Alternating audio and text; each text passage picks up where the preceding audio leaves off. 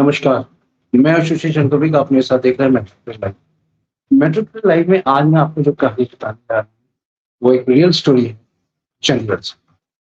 चंडीगढ़ में अंजलि नाम की लड़की पढ़ती थी। चंडीगढ़ में 23 सेक्टर में अपने माता-पिता के साथ रहती थी और पढ़ती थी। इसकी एज करीब 22 साल की होगी। ये कॉलेज में पढ़ती थी और अपनी पढ़ाई कर रही थी। उसी कॉलेज में एक लड़का था अजय नाम, वो भी इसी के साथ पढ़ता था। पढ़ते-पढ़ते दोनों में दोस्ती एक प्यार में बदल जाती है। जब ये दोस्ती प्यार में बदल जाती है तो अंजलि के पिता को ये पता चलता है कि कोई इसके पढ़ाई के बीच में आ रहा है लड़का, जिसका नाम है अजय। अंजलि से बहुत पूछताछ करने के बाद भी अंजलि बताती नहीं। अंजलि कहती है कि मैं पढ़ाई करूँगी और पढ़ाई ही ज़्यादा करूँगी।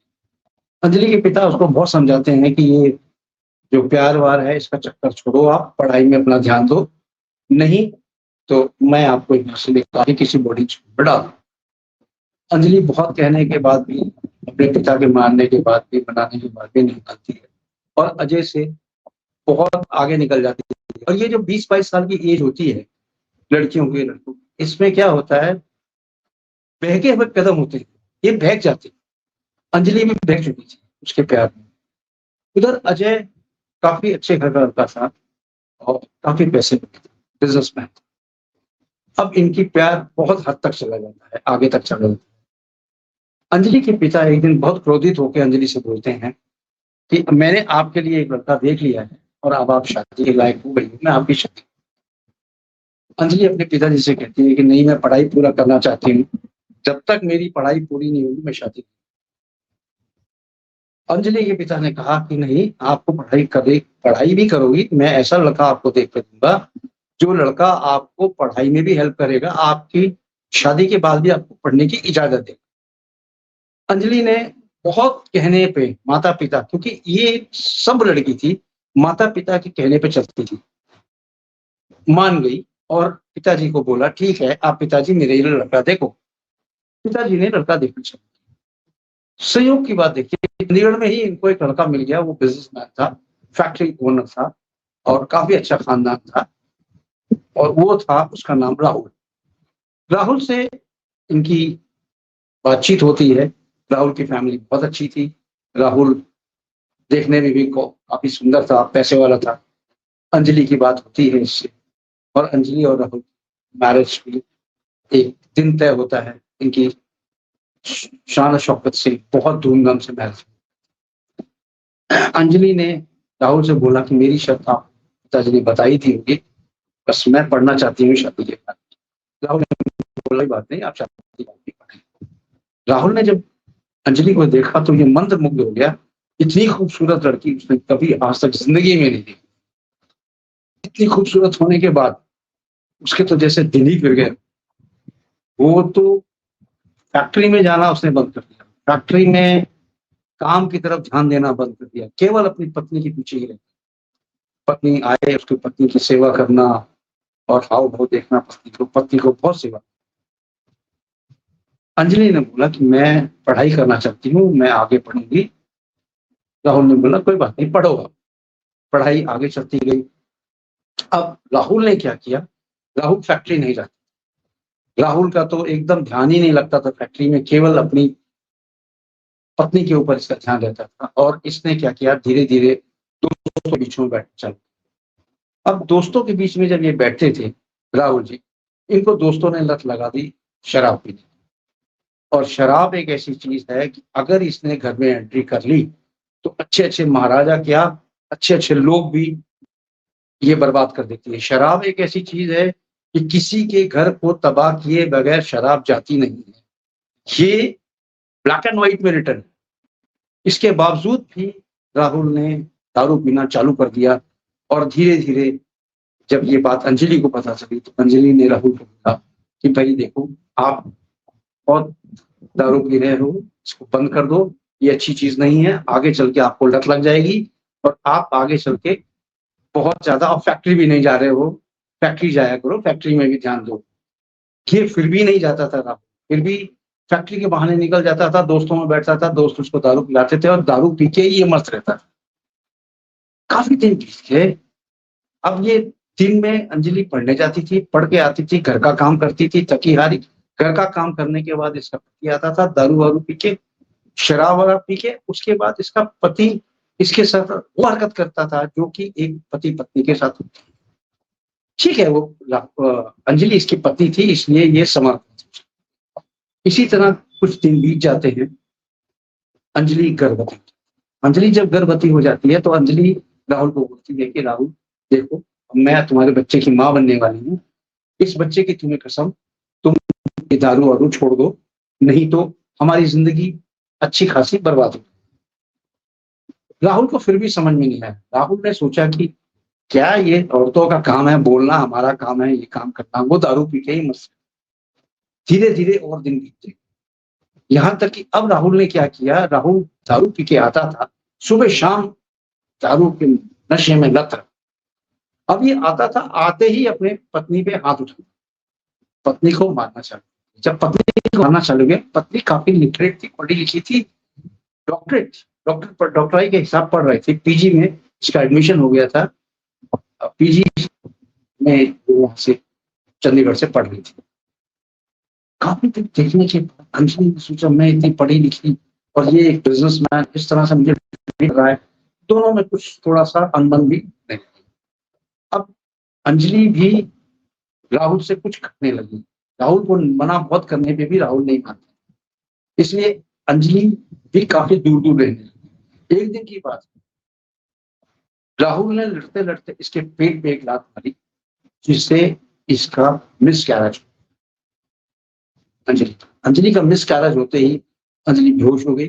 अंजलि को हॉस्पिटलाइज किया गया। अंजलि के मां से ठीक हुई, वापस अपने घर यहाँ आई। यहाँ आते ही सीधे मैं चली, घर जाके उसने सारी आप बीती अपने पिताजी को बताई। इनके अंजलि के पिताजी ने कहा कि ठीक है, मैं उससे बात करता हूँ। अंजलि ने बोला कोई बात करने की जरूरत नहीं है, मुझे अब वहां नहीं रहना, क्योंकि वो नशा छोड़ेंगे नहीं और नशे किसी नशेड़ी के साथ मैं नहीं रहना चाहती, मैं अपना जिंदगी बर्बाद नहीं करना चाहती।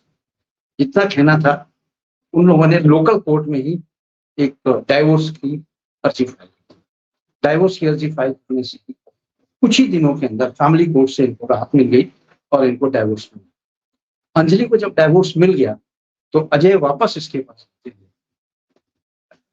राहुल जो है, राहुल वापस आते हैं और बोलते हैं कि मुझे माफ कर दो, अब मैं नहीं पीऊंगा और ये है नहीं, अब मैं कुछ नहीं कर सकती, अब आपके साथ मैं नहीं रहती, मुझे डाइवोर्स मिल चुका है, अब आप अपने तरफ मस्त रहिए, मैं अपनी तरफ।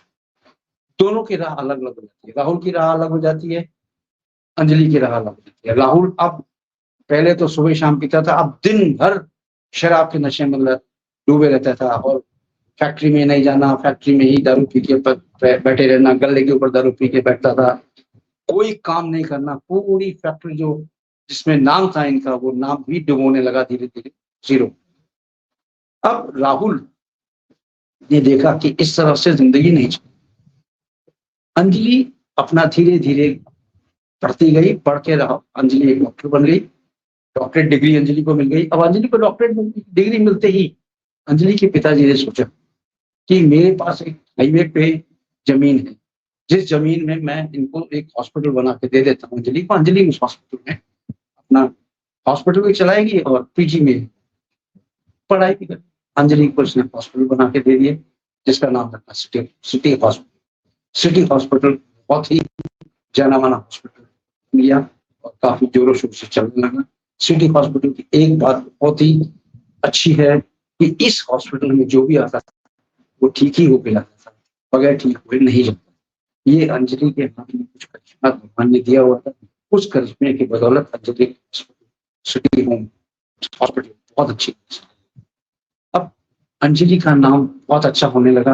अंजलि पीजी में भी जाती थी और पीजीआई में भी जाती थी, साथ में अपना हॉस्पिटल भी चलाती। धीरे धीरे देखते देखते अंजलि एक बहुत बड़ी डॉक्टरेट डिग्री भी इसको मिल चुकी थी। अब अंजलि ने हॉस्पिटल में चार चांद लगे। इन द मेन टाइम क्या होता है, कुछ हफ्ते के बाद वहां पे एक, ये अंजलि अपने रूम में बैठी होती, वहां पे दोपहर का टाइम होता है, 3-4 लोग भागे भागे आते हैं और अंजलि से बोलते हैं, डॉक्टर साहब जल्दी चलिए, एक मरीज का एक्सीडेंट हो गया है, उसका इमरजेंसी आ चुकी है।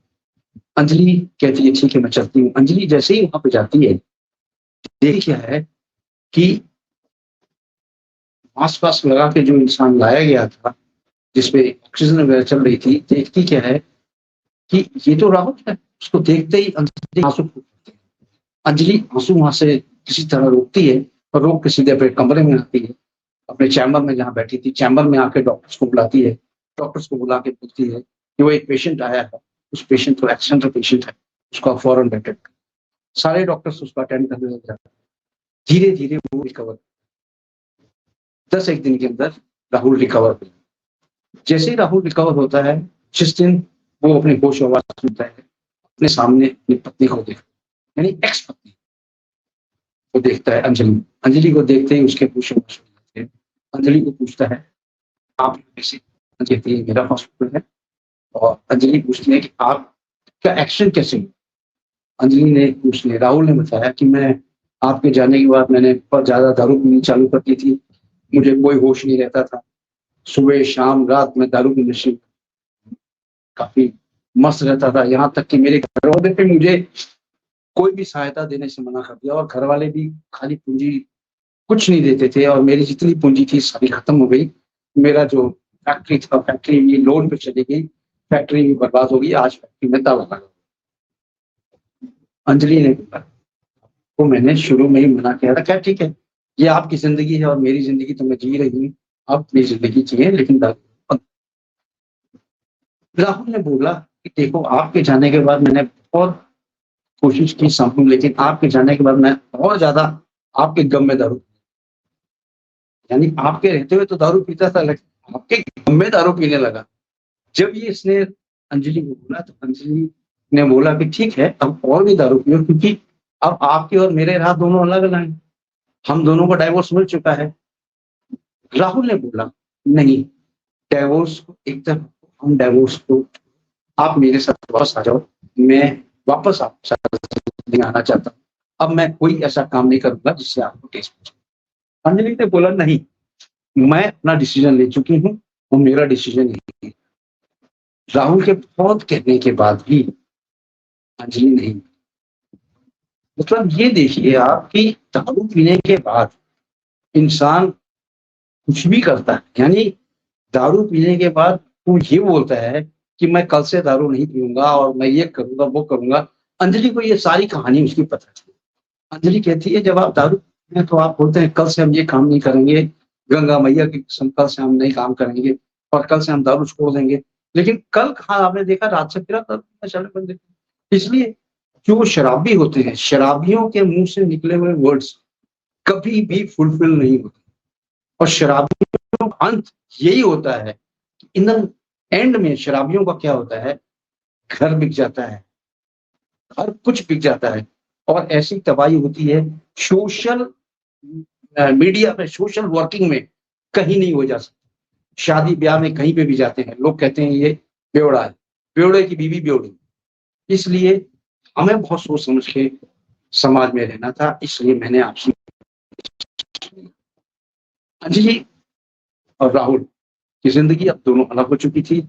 राहुल बहुत कहने के बाद भी अंजलि को अपने तरफ नहीं ला पाया। अंजलि ने ये डिसीजन मार्कआउट कर लिया था कि मैं बेवड़ों के साथ नहीं रहूंगी, तो नहीं। और अंजलि ने अपनी एक अलग से जिंदगी शुरू कर दी सिटी हॉस्पिटल में और राहुल वहां से ठीक होकर निकल गया। लेकिन राहुल के जाने के बाद राहुल बहुत गिड़गिड़ा रहा था, यहाँ तक कि राहुल ने उसके पैर पकड़े सबके सामने कि मुझे माफ कर दो, अब मैं ये दारू नहीं पीऊंगा। तो अंजलि ने फिर वही बात दोहराई कि आप जो शराबी होते हैं उन पे मुझे 1% का विश्वास नहीं है, क्योंकि शराब के जैसे ही उनका काम पूरा हो जाता है तो फिर तू कौन मैं कौन, शराब उन पे फिर। इसलिए मैं नहीं आपसे मैच कर सकती, आप अपनी जगह काम करिए और मैं।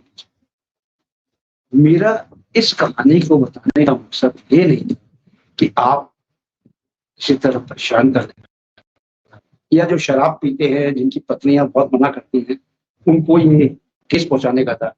मेरा कहने का मतलब ये था इस कहानी के साथ कि जो इंसान अपनी पत्नी का कहना नहीं मानता और शराब पीता है और शराब के नशे में वो कुछ भी करता है, ना तो अपनी पत्नी को देखता है, ना तो अपनी फैमिली को देखता है, ना तो उसको दीन दुनिया से कोई मतलब है। तो ऐसे इंसान के बारे में क्या, ना पत्नी का सुख उसको मिलता है, ना तो दुनिया का सुख मिलता है, ना पत्नी को पति का सुख मिलता है, ना तो पत्नी को दुनिया का सुख मिलता है। क्यों पत्नी ही ये सारी चीजों में भागीदारी बने, क्यों ना पति भी भागीदारी बने? इसलिए ये है कि दारू हाथ ही नहीं लगाना है, शराब को हाथ ही नहीं लगाओ, क्योंकि शराब एक ऐसी चीज है, आपकी जिंदगी में शराब आई, आपकी पत्नी आपसे अलग हुई और आपकी पत्नी इतना दूर हो जाएगी, इतना दूर हो जाएगी, उसको बुलाने के बाद भी आपकी पत्नी आपके पास नहीं आएगी, क्योंकि शराब एक वर्ड में माना गया है, शराब एक दूसरी पत्नी है। शराब is a second wife, wine is a second wife. इसलिए वाइन से आप 100% दूर रहें। और मेरी ये गुजारिश है कि इस तरह से जो लोग हैं उनको बिल्कुल दारू छोड़ देनी चाहिए और अपनी गृहस्थी के जीवन में आना चाहिए और गृहस्थी जीवन में आना चाहिए। मैं आपसे ये दरखास्त करूंगा कि मैटर टुडे लाइव को सब्सक्राइब करें, चैनल को लाइक करें, वीडियो को लाइक करें, कमेंट बॉक्स में जाएं, बताएं कि आपको ये रियल स्टोरी कैसी लगी। और इस तरह की अगर रियल स्टोरी आपको, हमारे पास बहुत सारी रियल स्टोरीज हैं, हम आपके पास अच्छी अच्छी रियल स्टोरीज लेके आएंगे और जिससे आपको सीख भी मिले, आपको आगे चलने की सीख मिले, आपको कुछ उससे नॉलेज मिले। ये मेरा वादा है, कर्तव्य है। जय हिंद, जय भारत।